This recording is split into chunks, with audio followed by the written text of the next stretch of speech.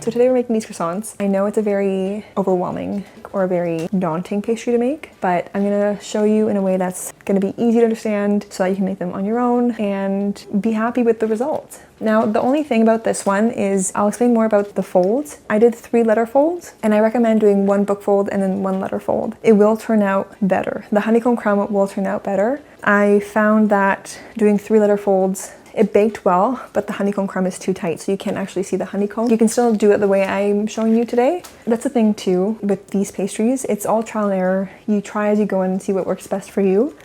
So even the next round, you can try a book fold and letter fold, which is what I'm going to be doing. And I'll make a video of it and then compare the two and see which one's better. But for now, these are the ones you're going to be making today.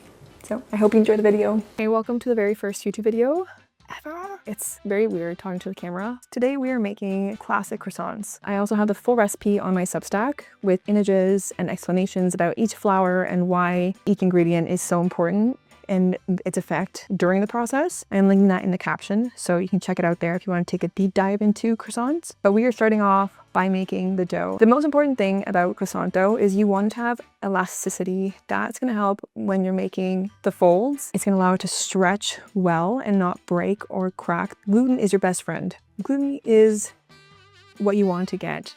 We're going to be mixing the dough for at least half an hour, which is absolutely crazy, but it's the only way to develop the gluten that you want. I'm going to show you later. So what you want is for the dough, when you stretch it really fast, it won't break. It'll just stretch with you and you'll see it. I'm going to show you that. But that is the gluten development that you want for croissant dough. And you only get that by mixing it quite a bit. And so because of that, we're going to be using ice water because the machine is going to add friction to the dough, which is going to add heat. And we don't want the dough to get too hot. We're going to start by putting the flour. We're going to add salt. We're going to add yeast, instant yeast, sugar. Make sure your salt and yeast aren't touching because the salt will kill the yeast right away. So put it on separate sides. And then we are going to add our honey, and then we're adding the ice water.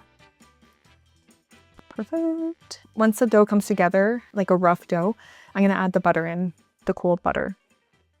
Okay. Okay, so this is exactly what we want the dough to look like before we add the butter. It's very shaggy. It's barely coming together. And this is the perfect time to add the butter. Okay, so the butter is going in. If you have a KitchenAid mixer, I'm just on speed 2. And then continue mixing on to the next 28 minutes.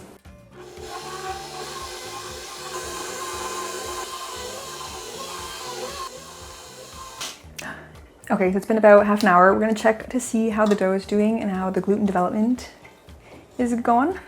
We're taking a little piece of dough and we're just gonna pull it really fast. See, it breaks, so it's not ready yet.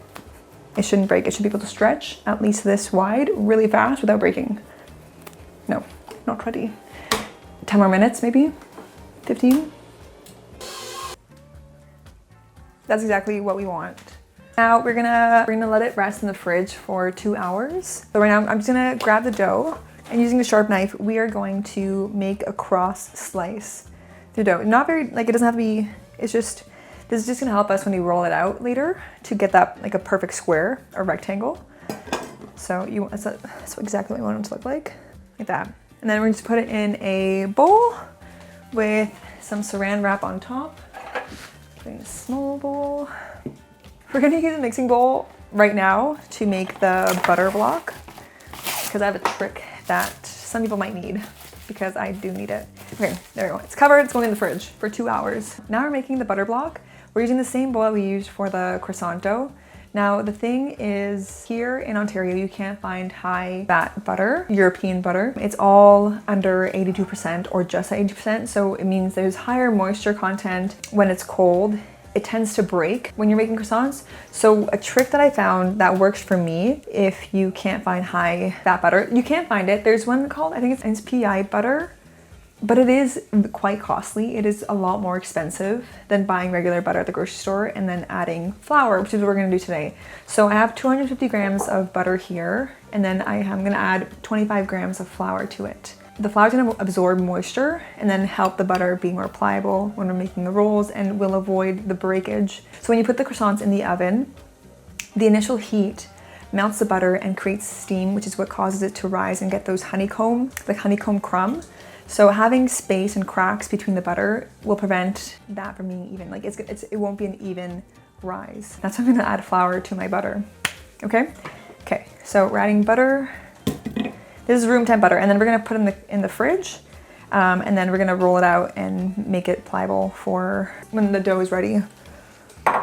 And then we're adding the flour. It's just a quick mix. We don't want to cream it. We don't want to do anything. We just want to mix it just until it's incorporated. Okay.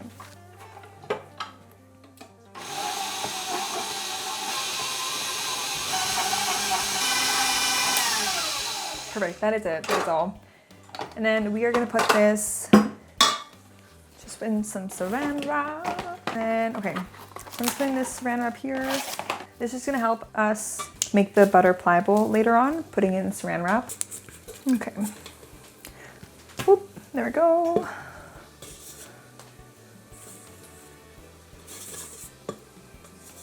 So here we have the butter. Just wrap it up and give it a little, flatten it out a little bit. And then just wrap it up. And don't worry about the shape because we will be fixing that later on before we start making the folds. So put it in the fridge. We want it cold. And then we wait. You have 2 hours-ish until the dough is ready. So we'll come back in a bit. So 2 hours have passed and now we're gonna make our butter block. So we have the butter that was in the fridge.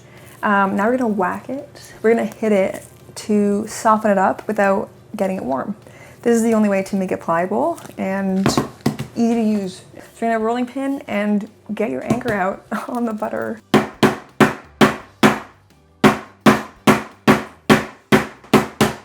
Okay, and then you can also, what I like to do is I like to grab a bench scraper and cut in half and just put it over top. Lightly cover it with the saran wrap. And again, it's very therapeutic. Just keep folding it in until you feel like the butter is pliable. I'll show you in a minute what it should look like. It also starts to feel quite soft, so you will know when it's ready. Yeah. It's still like pliable, but it's still cold. Now this is where the ruler comes in. We're gonna get a parchment, get a bigger piece because you want the butter block to be 17 by 20 centimeters. Both sides, okay. So we're gonna place the butter in the middle. So I'm measuring, this is 17, no, 20.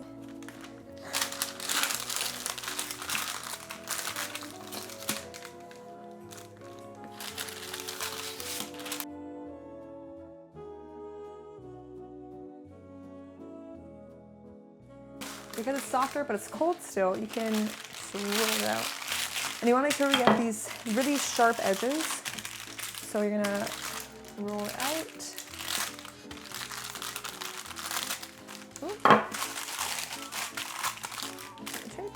And then roll it to the corner.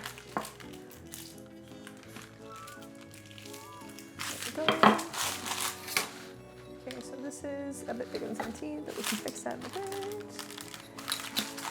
And 20. Okay. Lovely.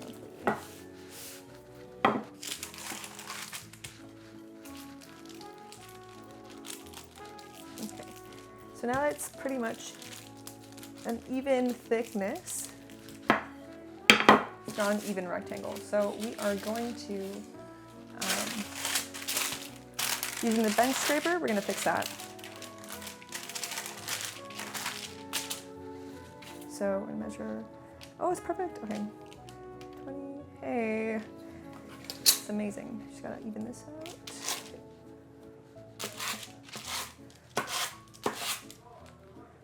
There we go. Okay. We're going to close it up. Wait. Make sure nothing goes to waste. Close that up.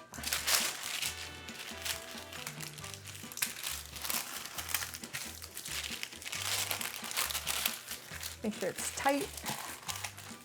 And then roll out the rest.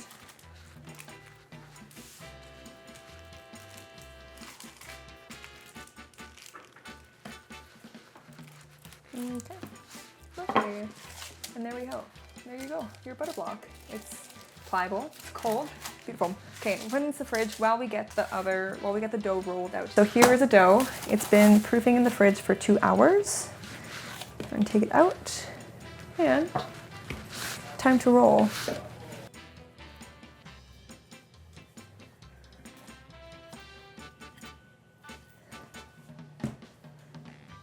We're gonna do this out to 34 by 20 centimeters. And that's gonna fit the butter.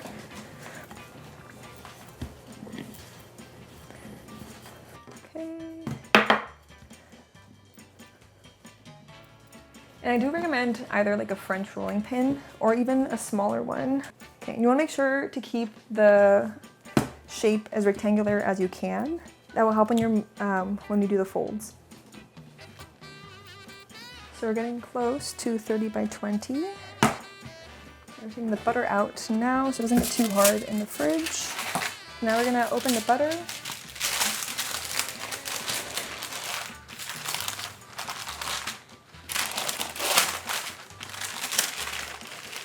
Little, scraping the excess butter off the parchment.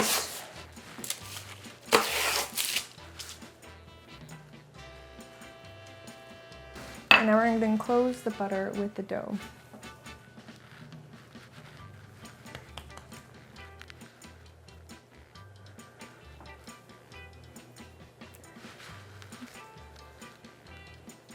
I'm going to close this off. I'm going to pinch it to seal this. Using a knife, we're gonna release tension by scoring just a little bit on the edges, the sides. You're gonna press down 10 times. This will help keep the butter smooth and even while we roll out. 2, 3, 4, 5, 6, 7, 8, 9, 10. Okay, and we're gonna roll this out to 70 by 19 centimeters. I always use a bench scraper to make sure my edges are always straight. So always roll out, and then we're gonna flip and roll out. And now we're gonna cut the edges off just to make it a nice, even, straight line. We're gonna do a letter fold. So that's, you bring it 1/3 of the way up, and then the other third. There we go, perfect. And then we're gonna score the sides like we did last time.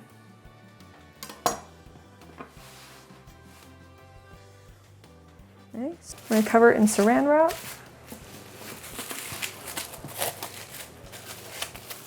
Okay, there we go. And then we're gonna put this in the freezer for 10 minutes. So we just took it out of the freezer, put it in for 15 minutes, let it sit a bit at room temp because it will help with the butter to roll out, and it will prevent also the butter from breaking. But we don't want it to be really warm because then the butter will start leaking out. So you want it to be the perfect temp where it's malleable, but also not too cold. I also like to press it down with my hands. This helps to warm it up slightly. We're rolling this out to 70 and 45 centimeters. 70 centimeters length, 45 centimeters width. If you take your block and we did the fold like this and like this. So now we're rolling this way. The length is gonna be the top and the width is gonna be the sides that we scored. Make sure to flour your counter. Okay, and press down again. Rolling by hand is difficult, so don't worry if you feel like you're going slow. It's not you. It is difficult.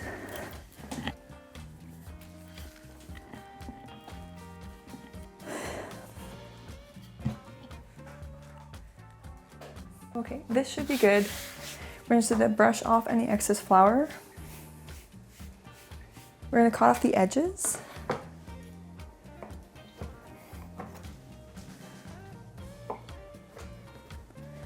We want clean lines. Nice. So we're gonna spray with some water. Then when you roll it out afterwards, the peas aren't moving around. This will just help bind it. And then a third again.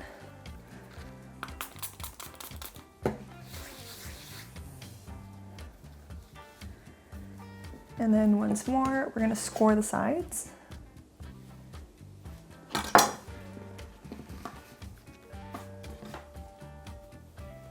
and stick it in the freezer for another 15 minutes. And we're doing this one more time, and then we'll be shaping the croissants. Okay, so it's out of the freezer, and we are now doing our last single turn. We're doing our last folds. We're gonna roll it out again to 70-ish by 20, and then doing the last single fold and then back in the freezer before we do the final rollout.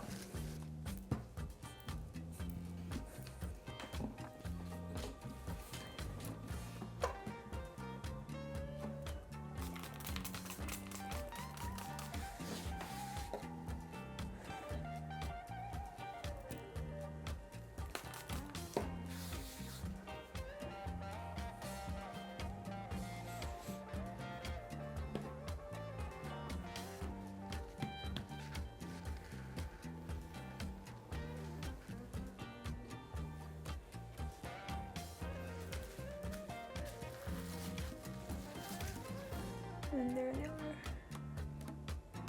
Okay, we're back. It is a new day. I did have to wait to film this another day because it was getting quite dark, which means if you don't have the time to shape your croissants, you can throw the dough in the freezer and it's totally fine. I took it out overnight to thaw in the fridge overnight, and then I just took it out right now 5 minutes before, just so it's more manageable to roll out. So let's get to shaping the croissants.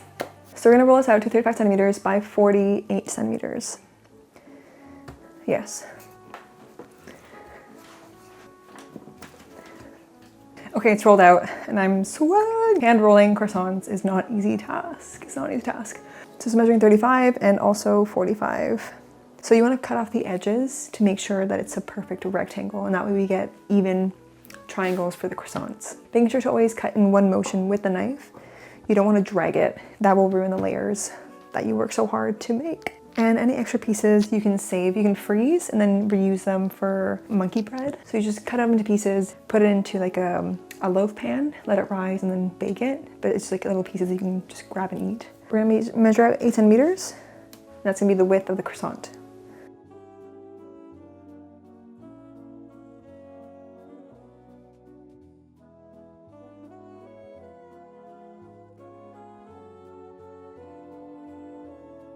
And also with the ruler, you can make a diagonal line. Place here.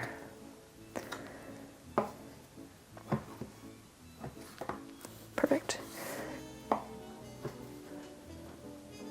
So now we're gonna put them just here to the side, and we're gonna begin to roll them.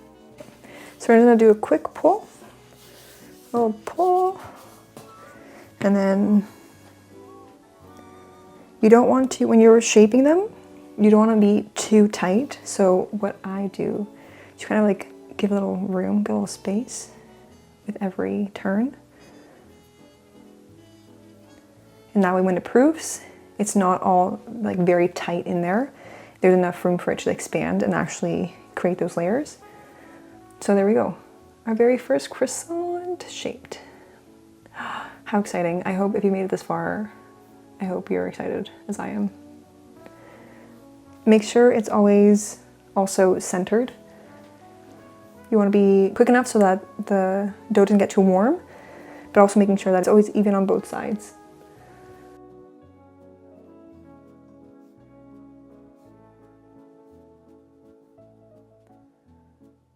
Boop, there we go.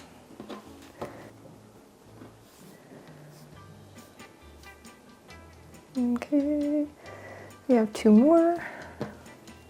Okay, look at those, they're beautiful. So now we're just gonna wait, now it's time to proof. We are putting them on a tray with a parchment paper, and then we're gonna cover them with saran wrap, and then either leave them out, depending on how warm it is in your house. We'll leave them out, you can leave them out and let them proof outside, or if you have a proofer setting on your oven, you can use that. They will double in size, so make sure there's enough room for them to grow.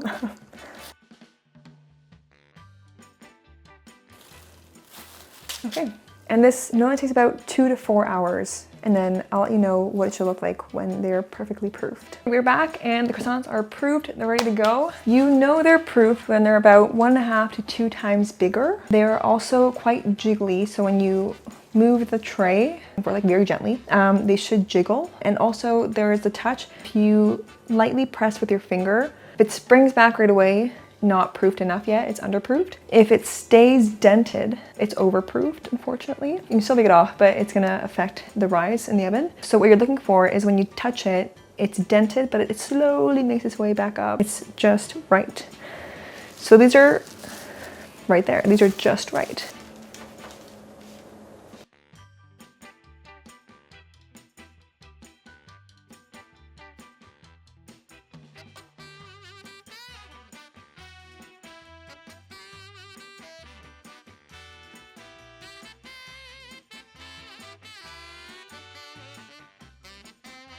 We're putting them in for 375 Fahrenheit. Now the reason we're doing this is because the high temp gives you a strong oven spring. It's that dramatic rise and separation of layers that we want.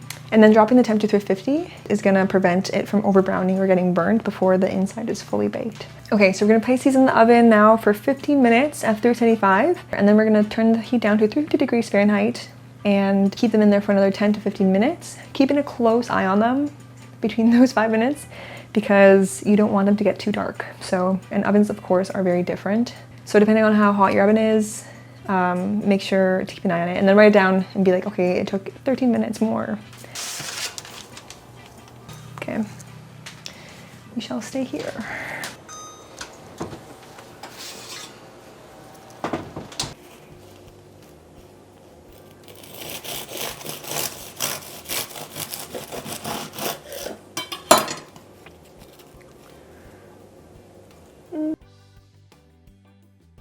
We did it, we're here, we made it.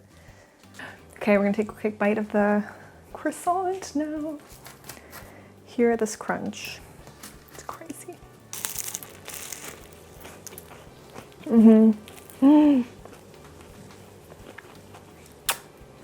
It's so good, perfect. Well, that is it for today. I hope you enjoy your croissants. Let me know in the comments what else you'd like to see, what other pastries you'd like to make. I will be making another recipe video, but just with a book fold and letter fold to see what the difference would be in the crumb for the croissants.